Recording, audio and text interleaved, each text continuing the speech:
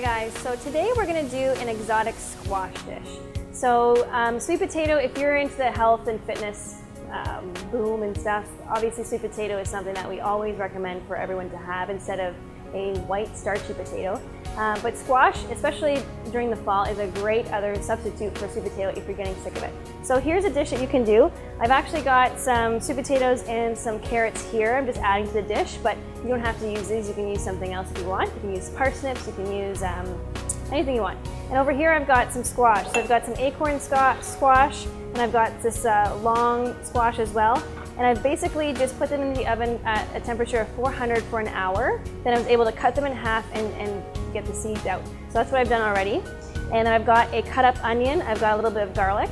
And then I've got some maple syrup, I've got some sea salt, black pepper, and cinnamon. So something a little bit different than you would see normally, but I'm gonna walk you through it and it tastes great. So just follow my lead. So with the squash, we're gonna cut it into sections. We're just gonna basically dice them up into chunks.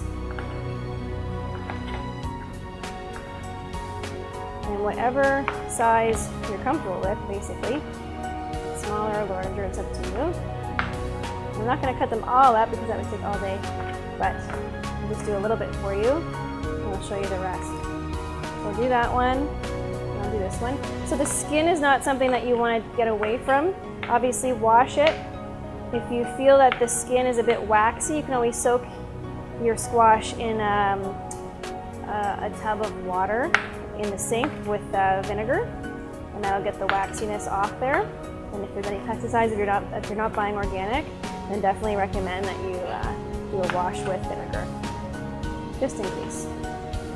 But for the most part, keep the skin on. Very nutritious. So we've got that. So I'm just going to divide this in half here. So I'm going to put my squash into the dish. I'm going to put my onion into the dish as well. Then I'm going to add my carrots and my sweet potato. So like I said, you can use parsnips, anything you like. Now in there, I'm going to pour over some maple syrup. So just a little bit, just a sprinkle. That's good.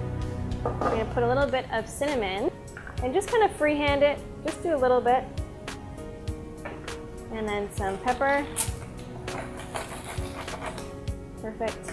And some olive oil. So the olive oil is just to make sure that it doesn't burn while it's in the oven.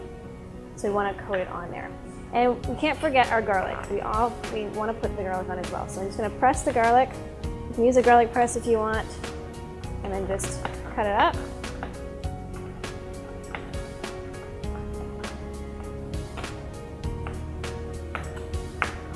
All right, that's good. Tell I'm not a chef, eh? I'm just a trainer, cooking for you.